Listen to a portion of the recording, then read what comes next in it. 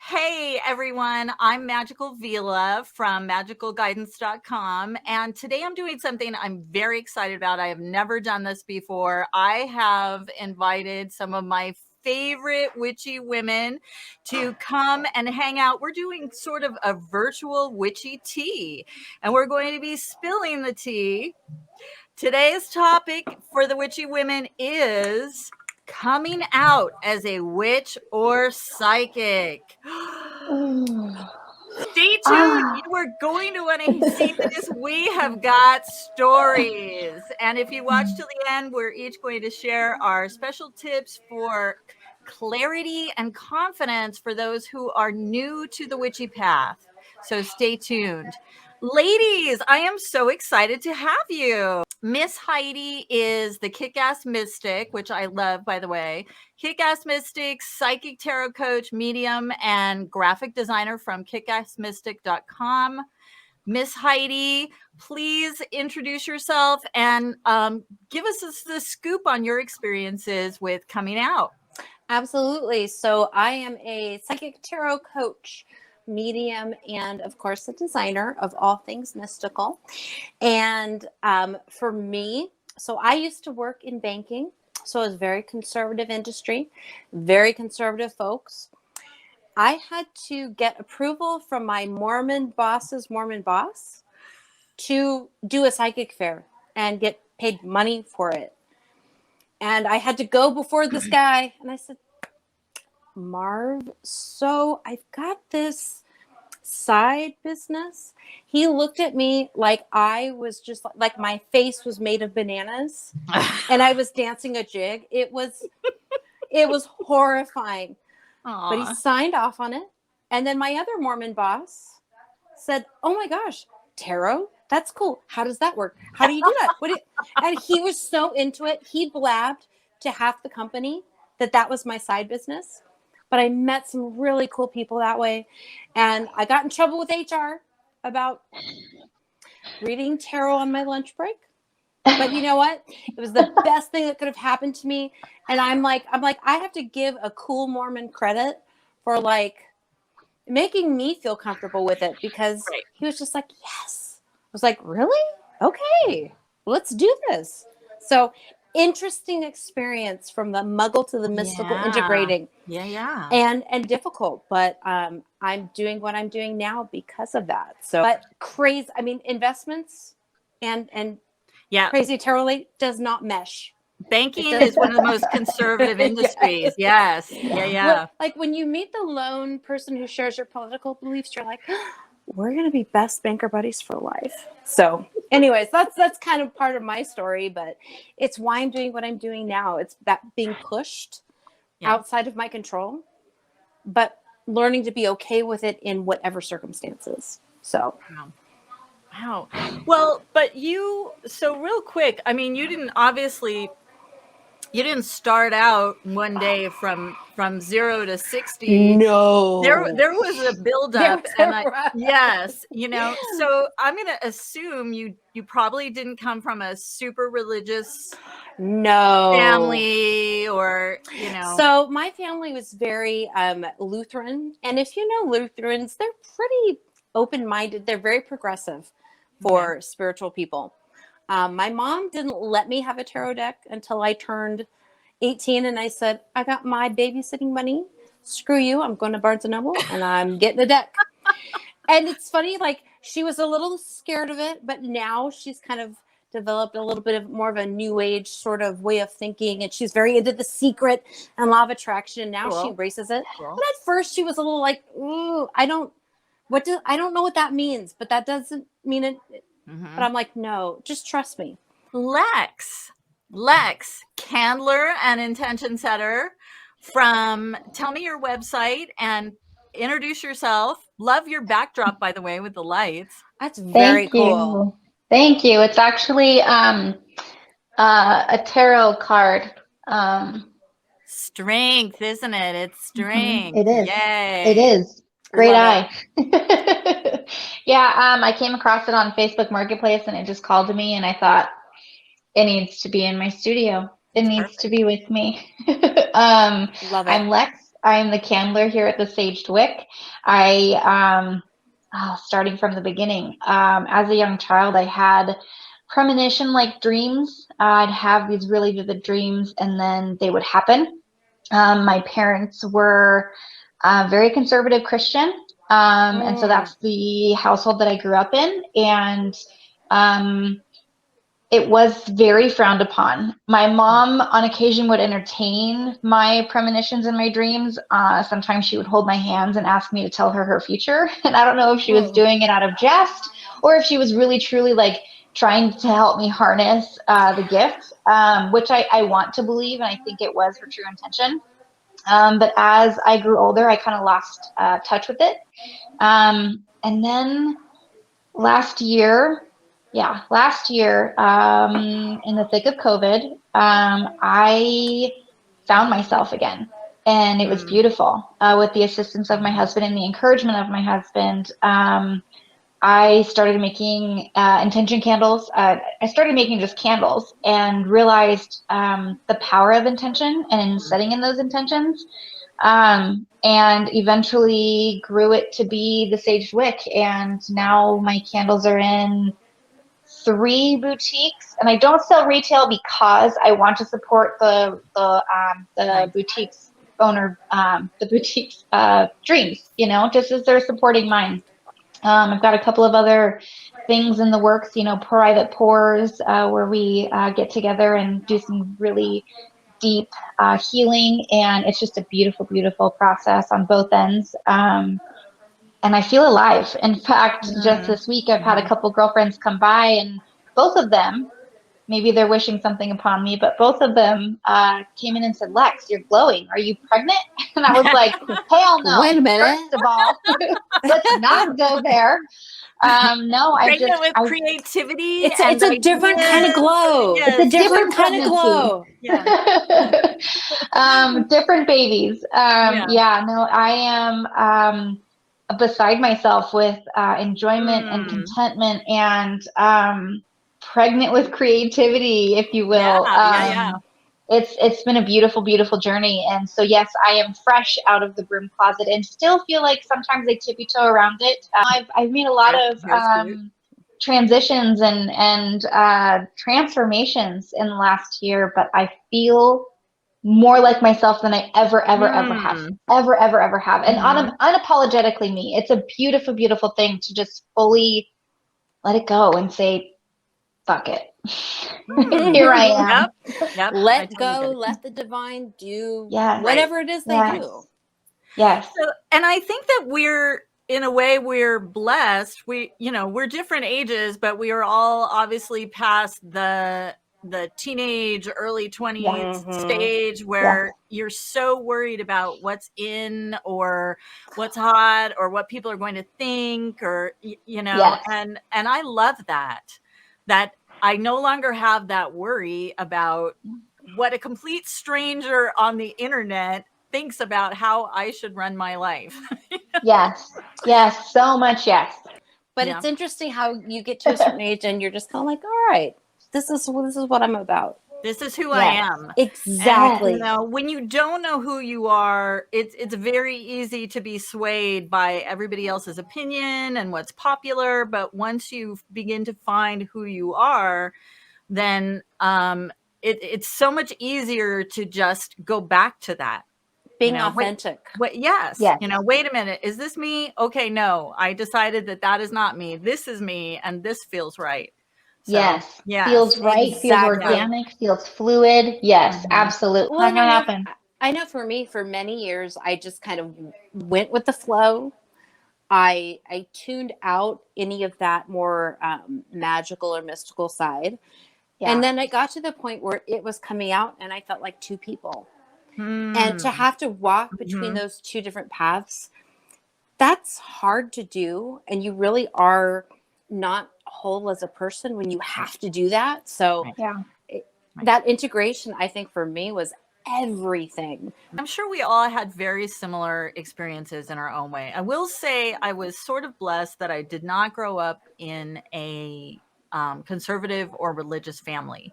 We were just talking about how we're all from California. I was born and raised in California, lived throughout California growing up, and was raised by a single mom who was not conventional really by any means.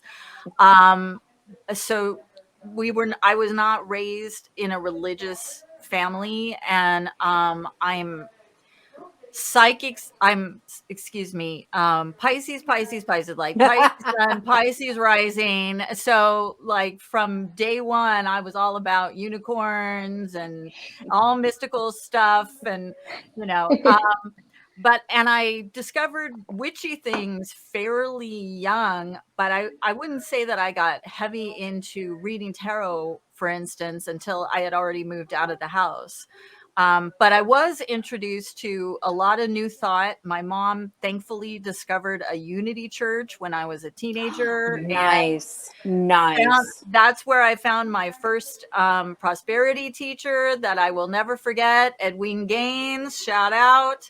And got exposed to the precursor. And yes, everybody watching who's maybe a little younger, we had manifestation before it was cool, and before it was called manifestation, and before The Secret. You know? The secret of what? I'm like, the secret of magic? We've been doing that for decades. Okay. Right. You know, I mean, I'm trying to think what my first book would have been, like Think and Grow Rich reading. I can remember reading that, and, you know, or the Catherine Ponder. And it wasn't really until I moved here to Tucson 3 years ago that I really came out heavily and professionally as a witch. And I had to get used to using the word witch. It is weird to say it. And it's a loaded word with so many connotations. It is. And I occasionally still will hire myself out to do web design or tech work for small businesses. So I was working for an older couple that owned a shop on the outskirts of town, like sort of out in the country. And it was like junk and antiques and collectibles and fun, you know. They had a huge space, and they were trying to figure out how to get out of being in retail and paying that rent and get online. And so they met me, loved my approach. I worked for them for several months, got them set up on Etsy, on eBay, on a website, the whole thing.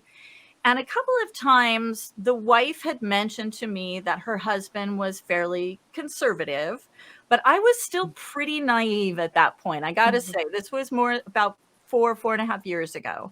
And it was before my political blossoming. Gotcha. You know, I think we've all been inspired politically over the last 4 years. Holla. So, yeah.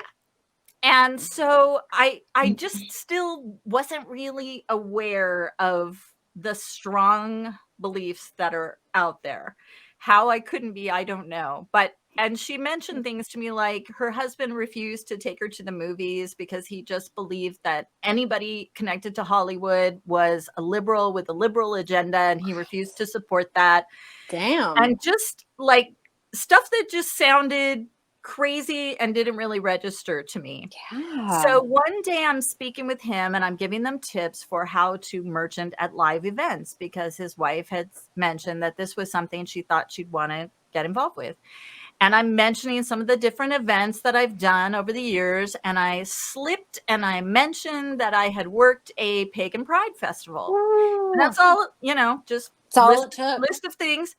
The next day I come in ready to work, and she says, I've got your final payment for you. We're actually not going to be needing your services anymore. I'm going to do it myself from now on. And I went, wow. Okay, well, great. Okay. And I said, so I was planning on coming to the store closing party, you know, in a few days just to say goodbye. And she looked at me and said, why? Jeez. Wow. And that was it. And I just kind of took my money and left. And I was a contract employee. I wasn't going to make a fuss about it. Now, 4 and some years later, my response, first of all, I wouldn't have even taken a job for them. And, Yeah. you know, I guess you could say I feel the same way they do, just completely on the opposite side of the spectrum. And that's totally you know? okay. Yeah. So, because I just, and so now Wow. I actually go the other direction, and I'm not super in people's face about it, but I have learned that if it's going to be a problem, I want to get it out of the way early. Absolutely. So when it comes to things like friends, landlords, employers, clients, I find ways to actually sort of mention it and put it out there in little ways. So, And you I know, love it when that happens. I had a great experience after I moved to Tucson. I was in I want to say PetSmart. PetSmart, you have cool employees, yay. You Starbucks do. does too, yay. Yeah. And one of the very obvious kind of goth alt girls working Love at it. the counter noticed all my witchy jewelry, and she said, "Oh," as she was checking me out for cat food, you know, "Oh, I really like your rings." And so we got to talking about it, and she ended up giving me a list of all the shops I need to check out here in Oh, I Tucson. love that. Yeah. That's awesome. When I find my people, I love that. I love that. Yes. A certain thing that bothers me is that I feel like witches, and here's a good question, a precursor question. How do you identify? What do you call yourself? And then the second part of that is, I have found that those of us in the witchy or pagan community tend to be fairly quiet and polite about our religious beliefs. And I feel sometimes that that's to our detriment, because so many other political and religious organizations are so loud about it and feel so entitled. Yes. Yes. And Preach it, we're never girl. going to desensitize people or make it mainstream as long as we continue being, you know, super mousy. Yes. What is your thoughts? So I'm going to chime in. So I was selling my house, and I took down most of my altar space. I thought, you know what? I need to definitely make this look like kind of a neutral house. Mm-hmm. But I forgot that I had a really beautiful Ganesh near my fireplace. Ooh, yeah. And someone came in to look. And she was a lovely East Asian gal and her partner.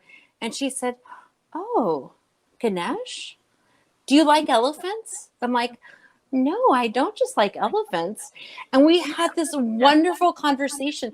She didn't end up buying the house, but it was such a cool conversation. I'm like, you know what? Yeah. Why should I hide this? Because I had this really great experience. She'd never met anybody in the Western world who maybe, you know, leaned that way.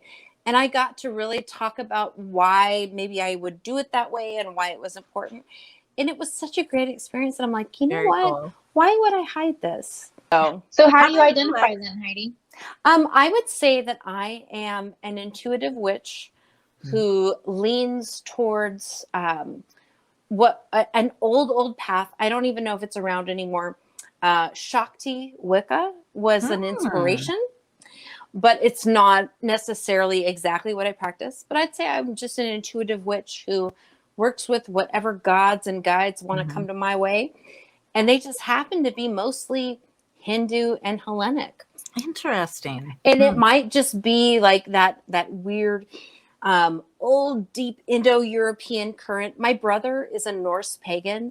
Cool. And we have some really interesting discussions about all that. So, you know what? I just am what I am, and whatever flows in is what's supposed to be here. Your gods and your guides will never really steer you wrong. So that's just kind of what I just go with. And I know that it'll probably change with time, and it has.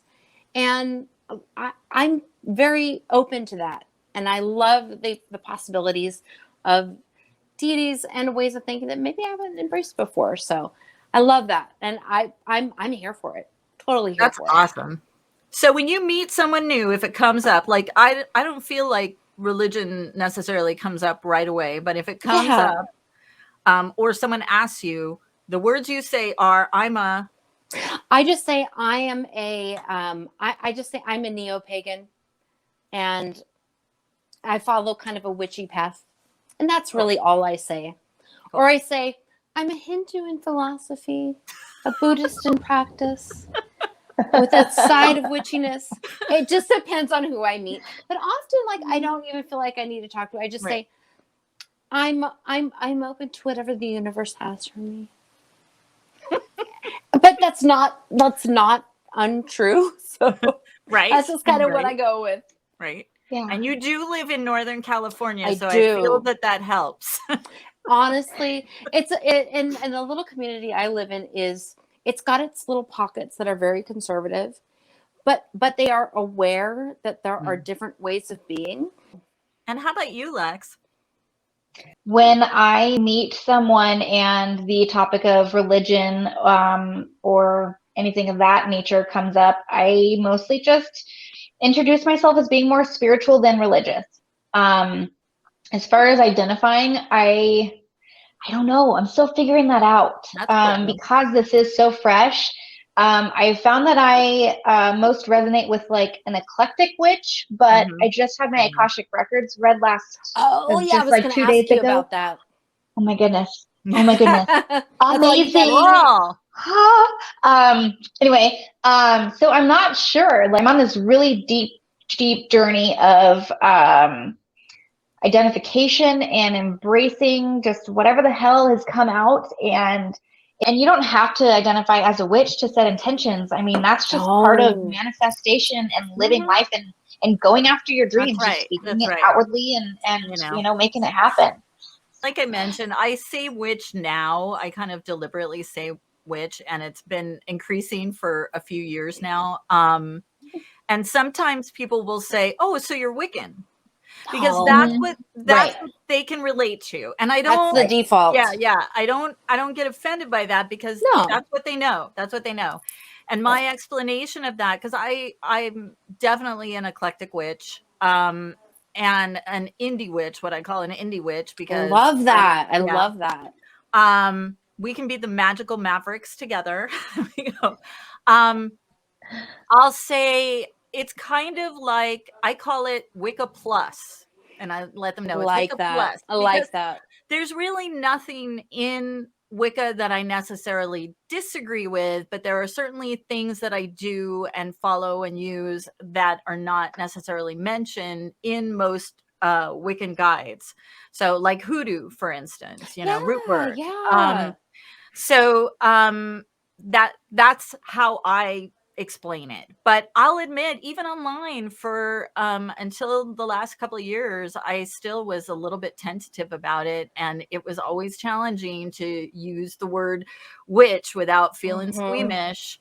I think it's really important about how you express yourself in a room full of people that may not get what you do. Right. So and that's a very important point, is it gets easier with practice. And if you are practicing and the more you are doing it, the more you have to think about it and decide, what do I mean? What do I want to say?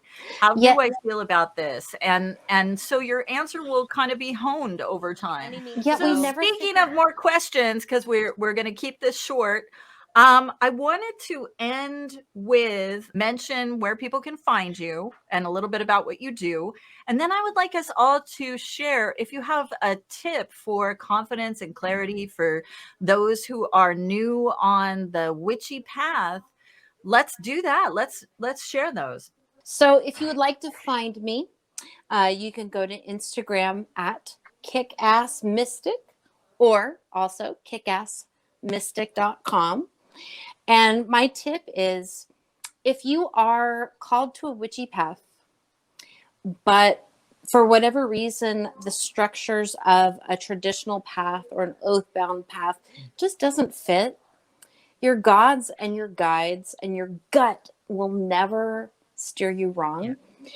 Intuitive witchcraft versus eclectic is a new word that's I've heard over the last few years, and I like that word. My recommendation is, there's a book that came out, I think last year. It's called Intuitive Witchcraft by Estrella Taylor. It is such a great exploration of, it kind of gives you a structure to work from for a more intuitively driven path. And it's personal. and it's powerful, and you don't have to fit any particular mold, but it gives you a nice framework to work from for an old crone or for someone new to that path.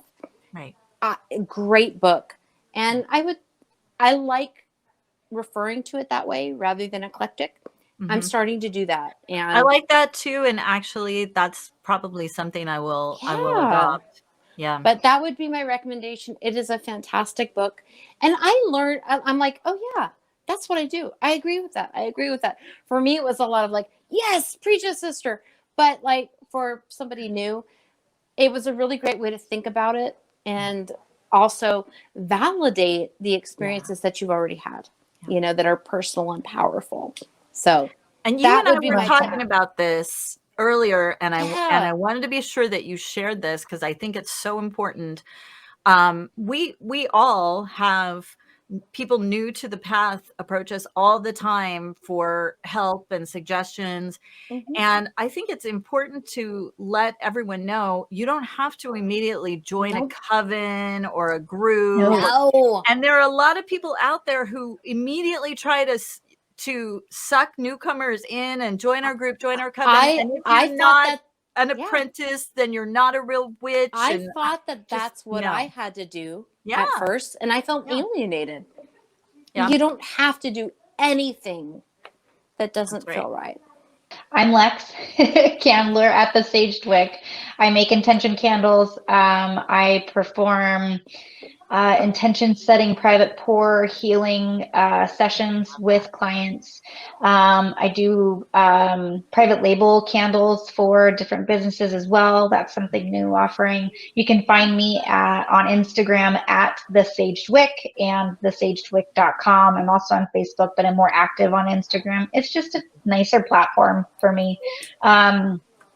My tip would be, regardless of what your religion is, regardless of what your beliefs are, every day that you think about what you want to do, you are setting an intention, whether it be a positive intention or a negative intention. Yes. Every thought that you have, every goal that you set, everything that you do, you are setting intentions. So be very mindful about the way that you express it to the universe, because the universe only hears certainty. If you say, I don't want that to happen, the universe is just hearing, I want that to happen. So think about the things that you do want, the feelings that you do want, the experiences that you do want, not focused on the negative. Yes. And it's super hard to do. Don't get me wrong. I'm not all bubbles and sunshine, but it makes life a hell of a lot easier to look for that silver lining and keep that focus on the positive and the yeses, and acknowledge the no's, but don't focus on them and don't give them any more food or thought, because that's what you're going to manifest, and that's the intention that you're going to set.